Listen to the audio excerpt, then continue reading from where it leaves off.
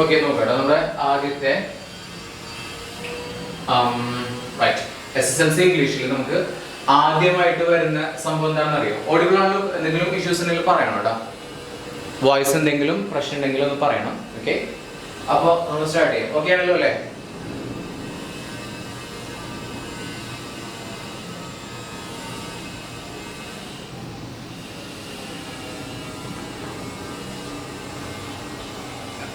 ആരെങ്കിലും ഒന്ന് mic on ആക്കി വെച്ചോളൂ. ആരെങ്കിലും പറയാൻ പറ്റുന്ന വിപിന മാം ഓർ ആരെങ്കിലും ഒന്ന് ഓൺ ആക്കി വെച്ചോളൂ.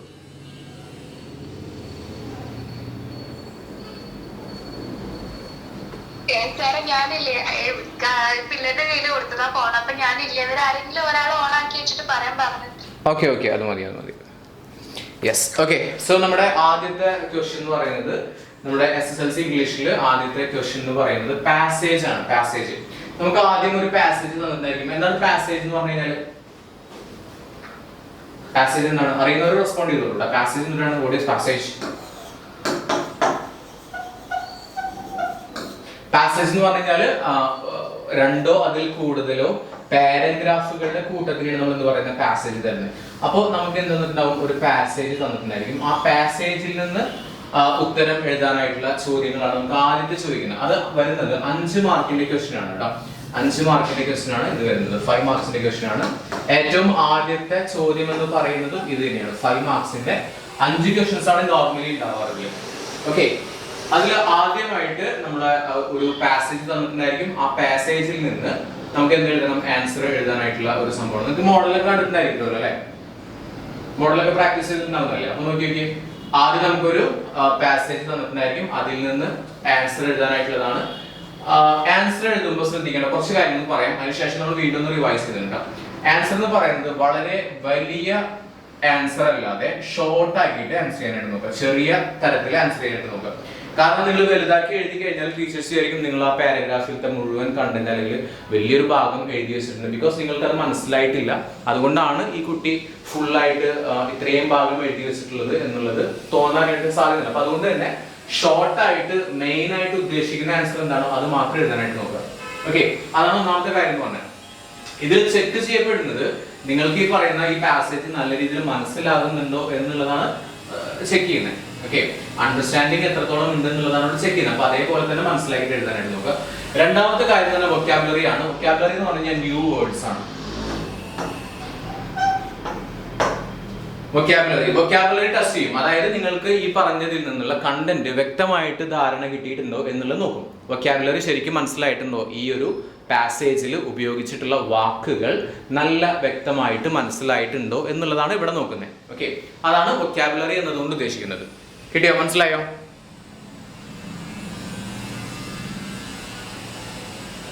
അടുത്ത കാര്യം എന്ന് പറയുന്നത് ഗ്രാമർ ടേംസ് ആണ്. ഗ്രാമർ നിങ്ങൾക്ക് ക്ലിയർ ആയിട്ട് മനസ്സിലാകുന്നുണ്ടോ എന്ന് അറിയാനായിട്ടുള്ള ചില ക്വസ്റ്റ്യൻസ് കൂടി ഇതിൽ നിന്ന് പ്രതീക്ഷിക്കാവുന്നതാണ്. സാധാരണഗതിയിൽ 1 മുതൽ 5 വരെ ചോദ്യങ്ങളാണ് ഉണ്ടാവാറ്. 1 മുതൽ 5 വരെ ചോദ്യങ്ങളാണ്. 5 മാർക്കിന്റെ ക്വസ്റ്റ്യൻ ആണ് ഇവിടെ ചെക്ക് ചെയ്യപ്പെടുന്നത്. അതായത് അവർ ഡിമാൻഡ് ചെയ്യുന്നത് എന്താണോ അതാണ് നമ്മൾ കൊടുക്കേണ്ടത്. അപ്പൊ ഇവിടെ ടീച്ചേഴ്സ് ഇത് ആൻസർ ചെക്ക് ചെയ്യുന്ന സാറുമാർ നോക്കുന്നത് നിങ്ങൾക്ക് ഈ ഒരു പാസേജ് വ്യക്തമായിട്ട് മനസ്സിലാക്കാൻ പറ്റിയിട്ടുണ്ടോ, അതിലെ വൊക്കാബുലറീസ് അല്ലെങ്കിൽ അതിൽ ഉപയോഗിച്ചിട്ടുള്ള വേർഡുകൾ നിങ്ങൾക്ക് വ്യക്തമായിട്ട് മനസ്സിലാക്കാൻ പറ്റിയിട്ടുണ്ടോ, അതിൽ ഉപയോഗിച്ചിട്ടുള്ള ഗ്രാമർ നിങ്ങൾക്ക് നല്ല രീതിയിൽ മനസ്സിലാക്കാൻ പറ്റിയിട്ടുണ്ടോ എന്നുള്ളതൊക്കെയാണ് ഈ ഒരു ഭാഗത്ത് നോക്കുന്നത്. അപ്പോൾ അതുകൊണ്ട് തന്നെ നമ്മുടെ ആൻസർ എന്ന് പറയുന്നത് ക്രിസ്പ് ആൻഡ് ക്ലിയർ ആയിട്ട് ഷോർട്ടായിട്ട് എഴുതാനായിട്ട് നോക്കുക. ഇത്രയും കാര്യങ്ങളൊക്കെയാണല്ലോ. ഇതിൻ്റെ ഒരു ഫോർമാറ്റും കാര്യങ്ങളൊക്കെ ഞാൻ പറഞ്ഞുതരാം. ഇത്രയാണ് ഇതിൽ ശ്രദ്ധിക്കേണ്ടത്. നിങ്ങൾ നോട്ട് ചെയ്യുന്നുണ്ടെങ്കിൽ ഒന്ന് നോട്ട് ചെയ്ത് വെച്ചോളൂ കേട്ടോ. എന്തൊക്കെയാണോ കാര്യങ്ങൾ ശ്രദ്ധിക്കേണ്ടതെന്നുള്ളത് ഒന്ന് നോട്ട് ചെയ്ത് വെച്ചോളൂ. ഓക്കെ, ഇതിന് ശേഷം നമുക്ക് പ്രാക്ടീസ് പറയാം. ആദ്യം ഇതിൻ്റെ ഒരു ഫോർമാറ്റ് പറഞ്ഞുതരാം. എങ്ങനെയാണ് നമ്മൾ ഇംഗ്ലീഷ് ക്വസ്റ്റ്യൻ പേപ്പർ വരുന്നത് എന്നുള്ള ഫോർമാറ്റാണ് പറഞ്ഞത്. ഓക്കെ, സോ ഫസ്റ്റ് എന്ന് പറയുന്നത് പാസേജ് ആണ്.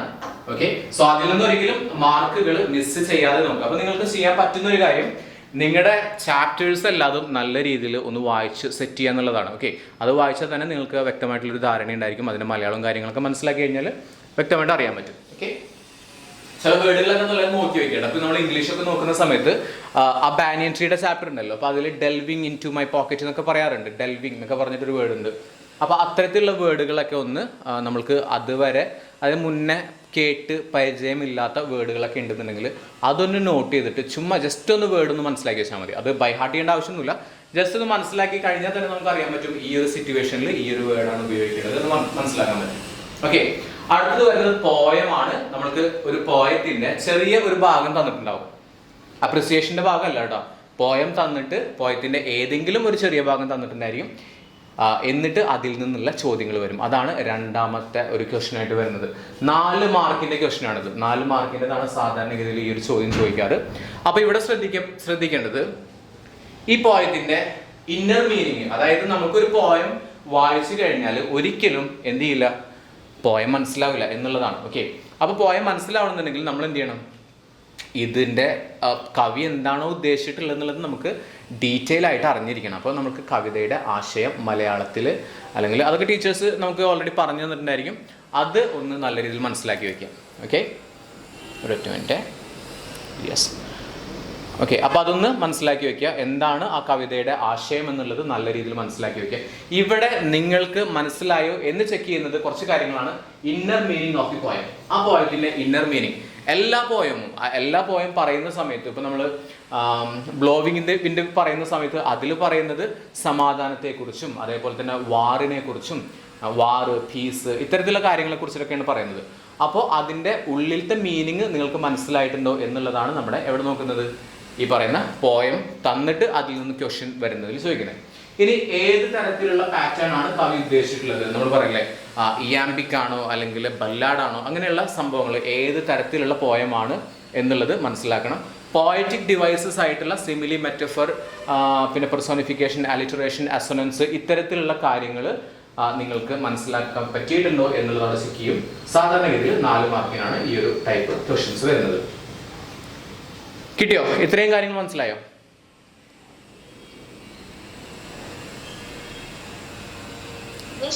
ഓക്കെ, ഇതിൽ നിന്ന് ഡൗട്ടുള്ള കാര്യങ്ങളൊന്ന് ചോദിച്ചേ. എന്താണ് ഇതിൽ നിന്ന് ഡൗട്ടുള്ള? ഈ പറഞ്ഞ 2 കാര്യങ്ങളിൽ നിന്നും ഡൗട്ടുള്ള എന്ത് വേണമെങ്കിലും ചോദിക്കാം.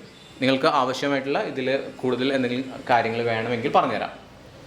പോയറ്റിക് ഡിവൈസോ എന്തെങ്കിലും പറയണമെങ്കിൽ പറഞ്ഞുതരാം. അതല്ല സ്ട്രക്ചർ കഴിഞ്ഞിട്ട് മതി എന്നുണ്ടെങ്കിൽ അങ്ങനെ പറയാം. സ്ട്രക്ചർ ഫുള്ള് പറഞ്ഞതിന് ശേഷം നിങ്ങൾക്ക് ക്ലാരിഫൈ ചെയ്താൽ മതിയെങ്കിൽ അങ്ങനെ ചെയ്യാം. സ്ട്രക്ചർ ഓക്കെയാണോ ഇതിൻ്റെ? അപ്പോൾ സ്ട്രക്ചർ പറഞ്ഞു പോവാല്ലേ ആദ്യം? ഓക്കെ, അപ്പൊ നമ്മൾ പറഞ്ഞു, ആദ്യം പറഞ്ഞു പാസേജ് ആണ്, അത് പറഞ്ഞു. അതിനുശേഷം വരുന്നത് പോയം ആണെന്ന് പറഞ്ഞു. ആൻഡ് നെക്സ്റ്റ് വരുന്നത് അപ്രിസിയേഷൻ ആണ്. അപ്രിസിയേഷൻ ചെയ്യുമ്പോൾ ശ്രദ്ധിക്കേണ്ടത് വെച്ച് കഴിഞ്ഞാൽ നമുക്ക് മെയിൻ ആയിട്ട് 2 ചാപ്റ്ററിന്റെ അപ്രിസിയേഷൻ ആണ് ഈ ഒരു 2022 നിങ്ങൾക്ക് പഠിക്കാനായിട്ടുള്ളത്. ഏതൊക്കെയായിരുന്നു? മദർ ടു സൺ ഉണ്ട്, പിന്നെ ഏതൊക്കെയായിരുന്നു? Mother to സണ്ണും. ഏതാ പഠിച്ചിട്ടുള്ള അപ്രിസിയേഷൻ പഠിച്ചിട്ടുണ്ടായിരുന്നു നിങ്ങൾ?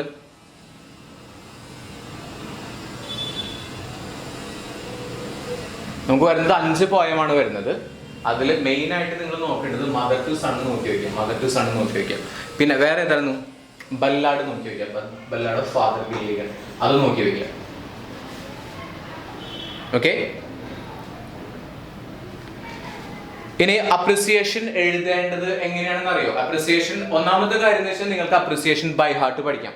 ബൈ ഹാർട്ട് പഠിച്ചിട്ട് നിങ്ങൾക്ക് ബൈ ഹാർട്ട് ചെയ്യാൻ അല്ലെങ്കിൽ ബൈ ഹാർട്ട് പഠിക്കാൻ പറ്റുന്നവരാണെങ്കിൽ തീർച്ചയായിട്ടും എന്ത് ചെയ്യാം, പോയം ഫുള്ളായിട്ട് സ്റ്റാർട്ടിങ് മുതൽ എൻഡിങ് വരെ ബൈ ഹാർട്ട് പഠിച്ചു പോവാം.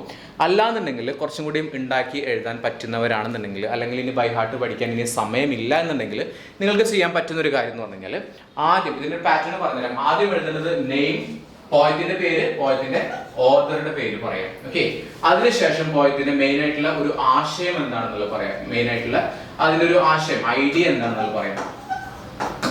ഇതാണ് ആദ്യം പറയുന്നത്. ഓക്കെ, അപ്പൊ ഫസ്റ്റ് പാരഗ്രാഫ് ആയിട്ട് നമ്മൾ തിരിക്കുന്ന ഫസ്റ്റ് പാരഗ്രാഫ്. ഫസ്റ്റ് പാരഗ്രാഫിൽ എഴുതേണ്ടത് name of the poem, name of the poet അല്ലെങ്കിൽ ഓഥർ, പോയറ്റ് എന്ന് പറയാം. നെയിം ഓഫ് ദി പോയറ്റ്, അയാള് എവിടുത്തെ പോയറ്റ് ആണ്, അയാളുടെ നാഷണാലിറ്റി പറയാം, അല്ലെങ്കിൽ അദ്ദേഹത്തിന്റെ നാഷണാലിറ്റി പറയാം. നാഷണാലിറ്റി എന്ന് പറഞ്ഞാൽ ഇന്ത്യൻ ആണോ ഐറിഷ് ആണോ എന്നുള്ളത് പറയാം. ഓക്കെ, അപ്പോൾ ഒന്നാമത്തെ ഫസ്റ്റ് പാരഗ്രാഫിൽ നമ്മൾ ചെയ്യേണ്ടത് name of the poem, name of the poet, ആരാണ് ഈ ഒരു പോയം എഴുതിയിട്ടുള്ളത്. അടുത്തത് ആ പോയറ്റിൻ്റെ നാഷണാലിറ്റി എന്താണ്, ഏത് രാജ്യക്കാരനാണ് അദ്ദേഹം എന്നുള്ളത് പറയാം. അതിൽ തന്നെ എഴുതേണ്ടതാണ് പോയത്തിന്റെ ഐഡിയ, മെയിൻ ആയിട്ടുള്ള ഐഡിയ എന്താണ്. ഇപ്പൊ നമുക്ക് ബ്ലോവിംഗ് ദ വിൻഡ് ആണെന്ന് വിചാരിക്കുക, ജസ്റ്റ് എക്സാമ്പിൾ ആണ്. ബ്ലോവിംഗ് ദ വിൻഡ് ആണെന്നുണ്ടെങ്കിൽ അതിൽ പറയാൻ വേണമെങ്കിൽ പീസും അതുപോലെ തന്നെ വാറും ഇത്തരത്തിലുള്ള കാര്യങ്ങളാണ് അവിടെ മെൻഷൻ ചെയ്യുന്നത്. അല്ലെങ്കിൽ നമുക്ക് മദർ ടു സൺ ആണെന്നുണ്ടെങ്കിൽ ഇവിടെ ടീച്ചിങ് ഹെർ സൺ, അല്ലെങ്കിൽ ഒരു ഇലിറ്ററേറ്റ് ആയിട്ടുള്ള ഒരു അമ്മ പറയുകയാണ്, അതായത് ഞാൻ സഞ്ചരിച്ച വഴികൾ, ഞാൻ കടന്നു വന്നിട്ടുള്ള വഴികൾ അത്രയ്ക്ക് നല്ല വഴികളായിരുന്നില്ല, ദുർഘടം പിടിച്ചിട്ടുള്ള വഴികളായിരുന്നു എന്നുള്ളതൊക്കെയാണ് പറയുന്നത്. അപ്പൊ ഇതാണ് ഐഡിയ എന്നതുകൊണ്ട് ഉദ്ദേശിക്കുന്നുണ്ട്. അപ്പൊ ഇത്രയും കാര്യങ്ങൾ മനസ്സിലായി. അപ്പൊ ഫസ്റ്റ് പാരഗ്രാഫിൽ നിങ്ങൾ എഴുതേണ്ടത് ഇതാണ്. ഓക്കെ, അപ്രിസിയേഷൻ എഴുതാൻ പറഞ്ഞാൽ പോയറ്റിന്റെ പേര്, അതുപോലെ തന്നെ നാഷണാലിറ്റി അറിയുമെങ്കിൽ എഴുതുക. തീർച്ചയായിട്ടും അത് അറിഞ്ഞിരിക്കണം. ചില പോയറ്റിന്റെ കൊടുത്തിട്ടുണ്ട് ഐറിഷ് പോയറ്റ് ആണ്, ബ്രിട്ടീഷ് പോയറ്റ് ആണെന്നൊക്കെ പറഞ്ഞിട്ടുണ്ട്. അപ്പോൾ തീർച്ചയായിട്ടും അത് മനസ്സിലാക്കി വെക്കുക. അടുത്ത കാര്യം ചെയ്യേണ്ടത് ഐഡിയ ഓഫ് ദി പോയം, ആ പോയത്തിന്റെ മെയിൻ ആയിട്ടുള്ള ഐഡിയ എന്താണ് എന്നുള്ളതാണ് നിങ്ങൾ നോക്കേണ്ടത്. ഓക്കെ, അത് കഴിഞ്ഞാൽ നെക്സ്റ്റ് ചെയ്യണം. അപ്പോൾ ഫസ്റ്റ് പാരഗ്രാഫ് എഴുതിയല്ലോ, അടുത്ത രണ്ട് പാരഗ്രാഫിന് നമ്മൾ ബോഡി പാരഗ്രാഫ് എന്ന് പറയാം. Body 1 and body 2. ഓക്കെ, ശരിക്കും നമ്മൾ അപ്രിസിയേഷൻ എഴുതേണ്ടത് 5 പാരഗ്രാഫ് ആയിട്ടാണ്. 5 പാരഗ്രാഫ് ആയിട്ട് നല്ല രീതിയിൽ അറേഞ്ച് ചെയ്യണമെങ്കിൽ നിങ്ങൾക്ക് ഫുൾ മാർക്ക് കിട്ടും. 6 മാർക്കാണ് സാധാരണഗതിയിൽ അപ്രിസിയേഷന് ചോദിക്കാറായിട്ടുള്ളത്. അപ്പോൾ തീർച്ചയായിട്ടും ഫുൾ മാർക്ക് കിട്ടണമെന്നുണ്ടെങ്കിൽ നിങ്ങളൊരു 5 പാരഗ്രാഫ് ആയിട്ട് എഴുതണം. ആദ്യം നമ്മൾ പറഞ്ഞു name of the poem, nationality of the poet, പിന്നെ ഐഡിയ ഓഫ് ദി പോയം. അത് ബ്രീഫ് ആയിട്ട് പറയണ്ട, അത് ഫുൾ ആയിട്ട് പറയണമെന്നില്ല, ചെറിയ ഷോർട്ടായിട്ട്, വളരെ ഷോർട്ടായിട്ട് എന്താണ് ഇതിന്റെ ചെറിയൊരു ഇൻട്രൊഡക്ഷൻ മാത്രം കൊടുക്കുക. പിന്നെ ഫുള്ള് കണ്ടന്റ് പറയേണ്ടത്, ഇതിൽ പറയുന്നത് main ideas. Okay, main points ഒക്കെ ഇതിൽ പറയാം. മൈന്യൂട്ട് ആയിട്ടുള്ള കുഞ്ഞു പോയിന്റ്സ് ഒക്കെ ഉണ്ടെങ്കിൽ, അല്ലെങ്കിൽ മൈനർ ആയിട്ടുള്ള പോയിന്റ്സ് ഒക്കെ ഉണ്ടെങ്കിൽ എന്ത് പറയാം, സെക്കൻഡ് ബോഡി പാരഗ്രാഫ് 2 പറയാം.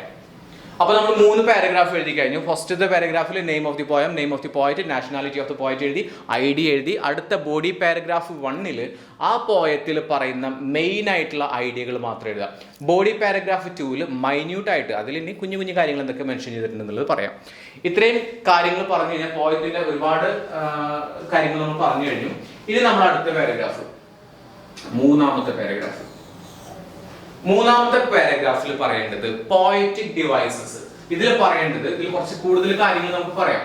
ഓക്കെ, ഫസ്റ്റ് ഇതിപ്പോ പറയുന്നത് മൂന്നാമത്തെ പാരഗ്രാഫാണ് പറയുന്നത് കേട്ടോ, പാരഗ്രാഫ് 3.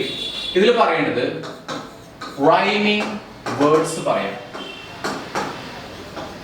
ഓക്കെ അല്ലേ, റൈമിംഗ് സ്കീം പറയാം, റൈമിംഗ് വേർഡ്സ് പറയാം, റൈമിംഗ് സ്കീം പറയാം. ഓക്കെ, അപ്പൊ റൈമിംഗ് വേർഡ്സ് എങ്ങനെയാണെന്ന് അറിയാലോ. റൈമിംഗ് വേർഡ്സ് എന്താണ്, നമ്മുടെ പോയത്തിന്റെ അവസാനം കൊടുത്തിട്ടുള്ള 2 വേർഡുകളിനെയാണ് ഇപ്പൊ നമ്മൾ എന്ത് പറയുന്നത്, റൈമിംഗ് വേർഡ്സ് പറയുന്നത്. ഇപ്പൊ നോക്കിയേ, ഫോർ എക്സാമ്പിൾ സ്റ്റാർസ്. ഓക്കെ, അല്ലെങ്കിൽ സ്റ്റാർ. ഇപ്പൊ സ്റ്റാർ തന്നിരിക്കുക, സ്റ്റാർ ഒന്നാമത്തെ വരിയിൽ ഇങ്ങനെ കൊടുത്തിട്ട് സ്റ്റാർ എഴുതിയിട്ടുണ്ട്, രണ്ടാമത്തെ വരിയിൽ കൊടുത്തിട്ട് അവിടെ ഇങ്ങനെ വാർന്ന് എഴുതിയിട്ടുണ്ട്. അപ്പൊ ഇതിനെയാണ് എന്ത് പറയുന്നത്, റൈമിംഗ് വേർഡ്സ് എന്ന് പറയുന്നത്. ഓക്കെ, ഇനിയിപ്പോ വേറൊരു എക്സാമ്പിൾ നോക്കിയേ, മോർ. കുറെ വരികൾ ഒരു കുറച്ചിങ്ങനെ വേർഡ്സ് ചെയ്തിട്ട് മോർ എഴുതിയിരുന്നു, കുറച്ചിങ്ങനെ വേർഡ്സ് ചെയ്തിട്ട് മോർ ആൻഡ് വേറെ എന്താ പറയാ, മോർ ആൻഡ് വേറെ എന്തെങ്കിലും വെച്ച് പറയുന്നത്. ഒരു എക്സാമ്പിൾ പറഞ്ഞേ, ബോർന്ന്, അങ്ങനെ എന്തെങ്കിലുമൊക്കെ പറയാം. മോർ, അല്ലെങ്കിൽ എന്താ പറയാം, ഷോർ പറയാം, ഷോ. ഇങ്ങനെയുള്ള വേർഡുകളൊക്കെ ഉണ്ടെങ്കിൽ ഒരേപോലെ വരുന്ന വേർഡുകളെയാണ് നമ്മൾ പറയുന്നത് റൈമിംഗ് വേർഡ്സ് എന്ന് പറയുന്നത്. റൈമിംഗ് വേർഡ്സ് നമ്മൾ ചെറിയ ക്ലാസ്സിൽ പഠിച്ചിട്ടുള്ളതാണ്. പിന്നെ ഒരു കോൺസെപ്റ്റ് ആണ് റൈമിംഗ് സ്കീം എന്ന് പറയുന്നത്. റൈമിംഗ് സ്കീം എന്ന് പറഞ്ഞു കഴിഞ്ഞാൽ ഫോർ എക്സാമ്പിൾ ഇതാണ് കുറച്ച് കണ്ടന്റ് ഇവിടെ എഴുതിയിരുന്നത്, ഗോ എന്നാണ് എഴുതിയിട്ടുള്ളത്. കുറച്ച് വേർഡ്സ് എഴുതിയിട്ട് ഇവിടെ മീറ്റ്, പിന്നെ കുറച്ചുകൂടെ വേർഡ്സ് എഴുതിയിട്ട് ഷോ, പിന്നെ ഇവിടെ കുറച്ച് വേർഡുകൾ എഴുതിയിട്ട് പോയത്തിന്റെ വരികളാണ് എഴുതിയിട്ട് ഒന്നാമത്തെ വരി, രണ്ടാമത്തെ വരി, മൂന്നാമത്തെ വരി, നാലാമത്തെ വരി, പിന്നെ വരുന്നത് ഈറ്റ്. ഇങ്ങനെയാണ് വരികൾ കൊടുത്തിട്ടുള്ളതെന്ന് വെച്ചോ. ഓക്കെ, വരികൾ ഇങ്ങനെയാണ്, പോയത്തിന്റെ വരികളാണ് ഇങ്ങനെ കൊടുത്തിട്ടുള്ളത് എങ്കിൽ, നോക്കിയേ ഇതിന്റെ റൈമിംഗ് സ്കീം എന്തായിരിക്കും, ആരെങ്കിലും പറയുന്നത് അറിയുന്നവരുണ്ടെന്നുണ്ടെങ്കിൽ ഒന്ന് പറഞ്ഞു നോക്കി. എന്താണ് ഈ പറഞ്ഞിട്ടുള്ള പോയത്തിന്റെ റൈമിംഗ് സ്കീം എന്താണ്? അറിയുന്ന ആരെങ്കിലും ഉണ്ടെങ്കിൽ പറയാം. റൈമിംഗ് സ്കീം എന്താണ്? ABAB ആണ്. കാരണം ഇത്രയേ ഉള്ളൂ. ഒന്നാമത്തെ വരിക്ക് നമ്മൾ എന്ത് പേര് കൊടുത്തു, അല്ലെങ്കിൽ ഈ സംഭവത്തിന് നമ്മൾ പേര് കൊടുത്തു, A എന്ന് പേര് കൊടുത്തു. രണ്ടാമത്തേന് B എന്ന് പേര് കൊടുത്തു, നാലാമത്തേന് C എന്ന്, അടുത്തതിന് D എന്ന് പേര് കൊടുത്തു. ഇത്രയേ ഉള്ളൂ സംഭവം. പക്ഷെ ഇത് പേര് കൊടുക്കുമ്പോൾ ഒരു കാര്യം ശ്രദ്ധിക്കുക, ഒന്നാമത്തേന് എപ്പോഴും A എന്ന് തന്നെയാണ് പേര് കൊടുക്കുന്നത്. രണ്ടാമത്തേതിന് ഇതിനായിട്ട് എന്തെങ്കിലും കണക്ഷൻ ഉണ്ടോ നോക്കുക. ഗോ മീറ്റ്, ഒരു കണക്ഷൻ ഇല്ല, അപ്പൊ അതിന് നമ്മൾ B എന്ന് കൊടുത്തു. മൂന്നാമത്തെ വേർഡ് നോക്കി, ഷോ എന്നുള്ളത് ഏതിനായിട്ട് കണക്ഷൻ ഉണ്ട്, ഗോനിട്ട് കണക്ഷൻ ഉണ്ടല്ലോ. അപ്പൊ നമ്മൾ അതിന് ഗോന് കൊടുത്തിട്ടുള്ള പേരായിട്ടുള്ള A എന്ന് കൊടുത്തു. അതിനുശേഷം ഈറ്റ് എന്ന് പറയുന്നത് ഏതിനായിട്ട് കണക്ഷൻ ഉള്ളത്, അത് മീറ്റിനായിട്ട് കണക്ഷൻ ഉള്ളതുകൊണ്ട് അതിന്റെ ഇത് കൊടുത്തു. ഓക്കെ, മനസ്സിലായോ? അപ്പൊ ഇതിന്റെ റൈമിംഗ് സ്കീം എന്ന് പറയുന്നത് AB എന്നുള്ളതാണ്. ഓക്കെ, അപ്പൊ റൈമിംഗ് സ്കീം പല തരത്തിൽ നമുക്ക് വരുന്നതാണ്. ചിലപ്പോൾ റൈമിംഗ് സ്കീം ഉണ്ടായിരിക്കില്ല, ചിലപ്പോ ആ പോയത്തിന് ഇങ്ങനെ ആയിരിക്കും വരുന്നുണ്ടാവുക. മേ ബി ABCD എന്നുള്ളതായിരിക്കാം ചിലപ്പോൾ റൈമിംഗ് സ്കീം വരുന്നത്. അല്ലെങ്കിൽ ഈ പറഞ്ഞ പോലെ തന്നെ AB ആയിരിക്കാം വരുന്നുണ്ടാവുക, അല്ലെങ്കിൽ ABCB വരുന്നുണ്ടായിരിക്കാം. ഇങ്ങനെയൊക്കെ വരാം. ഓക്കെ, ഇങ്ങനെയൊക്കെ നമുക്ക് റൈമിംഗ് സ്കീമുകൾ പ്രതീക്ഷിക്കാവുന്നതാണ്. ഓക്കെ, നമ്മൾ പഠിച്ചിട്ടുള്ള പോയത്തിന്റെ റൈമിംഗ് സ്കീം ഏതാണെന്ന് ഒന്ന് നോക്കി വെക്കുന്നത് നല്ലതായിരിക്കും. ഓക്കെ, അപ്പൊ ABCD എന്ന് പറഞ്ഞാൽ അതിൽ എന്തുണ്ടാവില്ല, റൈമിംഗ് വേർഡ്സ് ഉണ്ടായിരിക്കില്ല. AB എന്ന് പറഞ്ഞാൽ ഇതും സെയിം ആണ്. അതായത് ഒന്നാമത്തെ വരിയിലെ റൈമിംഗ് വേർഡും മൂന്നാമത്തെ വരിയിലെ റൈമിംഗ് വേർഡും സെയിം ആണ്. രണ്ടാമത്തെ വരിയിലെയും നാലാമത്തെ വരിയിലെയും സെയിം ആണ്. ഇനി ഇവിടെയാണെങ്കിലോ ഒന്നാമത്തേത് അതുപോലെ വേറെയില്ല, പക്ഷെ രണ്ടാമത്തെ ആ റൈമിംഗ് സ്കീം എവിടെയുണ്ട്, നാലാമത്തെ സംഭവത്തിലുണ്ട്. ഇങ്ങനെയാണ് ഇതിന്റെ റൈമിംഗ് സ്കീം എഴുതുന്നത്. മനസ്സിലായല്ലോ? അപ്പൊ നമ്മൾ പാരഗ്രാഫ് 3 ആണ് എഴുതിക്കൊണ്ടിരിക്കുന്നത്. അപ്രിസിയേഷന്റെ പാരഗ്രാഫ് 3 ആണ് എഴുതിക്കൊണ്ടിരിക്കുന്നത്. സോ നമ്മൾ റൈമിംഗ് വേർഡ്സ് എഴുതി, റൈമിംഗ് സ്കീം എഴുതി.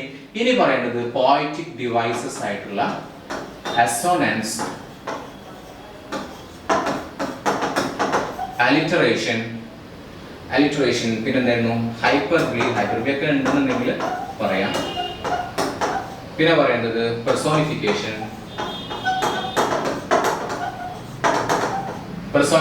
ഇത്രയും കാര്യങ്ങളാണ് പറയേണ്ടത്. ഓക്കെ, വേറെ റൈമിംഗ് സ്കീം നമ്മൾ പഠിച്ചിട്ടുള്ളത് സിമിലി, മെറ്റഫർ, പിന്നെ ഇമേജറി. യെസ്, ഇത്രയാണ് നോർമലി 10ാം ക്ലാസ്സിൽ ആവശ്യമായിട്ടുള്ള റൈമിംഗ് വേർഡ്സ് എല്ലാം എന്തായിരുന്നു, പോയറ്റിക് ഡിവൈസസ് ആയിട്ടുള്ള പറയുന്ന assonance, alliteration, hyperbole, personification, simile, metaphor and imagery ആണ്. ഓക്കെ, അപ്പോൾ ഓരോന്നും എന്താണെന്ന് പറയാലോ. പറഞ്ഞേ, അസോണൻസ് എന്താണെന്ന് പറയാം. അസോണൻസ് അല്ലെങ്കിൽ നിങ്ങൾക്ക് പരിചയമുള്ള സംഭവങ്ങൾ ഏതാണ് ഇതിൽ ഒന്ന് പറഞ്ഞേ. പരിചയമുള്ള എന്തെങ്കിലും സംഭവം എന്ന് പറഞ്ഞേ.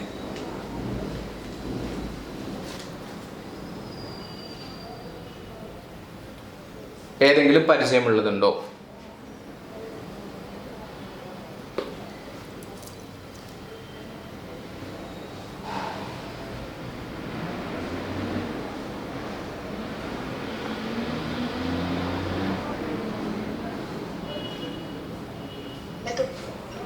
ഏതൊക്കെയായിരുന്നു?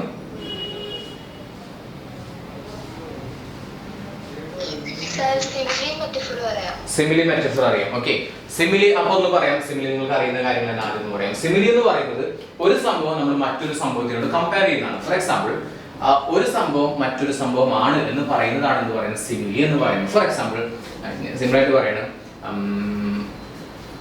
നീ ഒരു രാജകുമാരിയെ പോലെയാണ് എന്ന് പറയുമ്പോൾ നമ്മൾ എന്ത് പറയാ, യു ആർ ലൈക്ക് എ, അല്ലെ? അങ്ങനെയല്ല പറയുന്നത്, you are like A Queen എന്നല്ല പറയാ. ഇവിടെ നമ്മൾ ഉപയോഗിച്ചത് എന്താ വെച്ചാൽ ലൈക്ക് എന്നല്ലേ. ലൈക്ക് എന്ന് പറഞ്ഞിട്ടാണ് പോലെ എന്നാണ് പറഞ്ഞിട്ടുള്ളത്. അങ്ങനെ ഒരു കമ്പാരിസൺ ആണ് പറയുന്നതെങ്കിൽ നമുക്ക് എന്ത് പറയാം, അതിനെ സിമിലി ആണെന്ന് പറയാം. You are like A Queen, നിങ്ങൾ രാജകുമാരി ആണ് എന്നല്ല ഞാൻ പറഞ്ഞിട്ടുള്ളത്, നിങ്ങൾ രാജകുമാരിയെ പോലെയാണ് എന്നാണ് പറഞ്ഞിട്ടുള്ളത്. ഓക്കെ, അങ്ങനെ അത് പോലെ എന്ന് പറയുമ്പോൾ യൂസ് ചെയ്യുന്നതിനാണ് നമ്മൾ പറയുന്നത് സിമിലി എന്ന് പറയുന്നത്. It is for comparison. ഇത് ലൈക്ക് അല്ലെങ്കിൽ ഇനി സിമ്പിൾ ആയിട്ട് കണ്ടുപിടിക്കാനായിട്ട് എന്തുണ്ടാവും, അവിടെ രണ്ട് വേർഡുകളാണ് നമ്മൾ നോട്ട് ചെയ്യേണ്ടത്. ഒന്നുകിൽ ലൈക്ക് ഉണ്ടായിരിക്കും, അല്ലെങ്കിൽ എന്തുണ്ടാവും, ആസ് ഉണ്ടായിരിക്കും.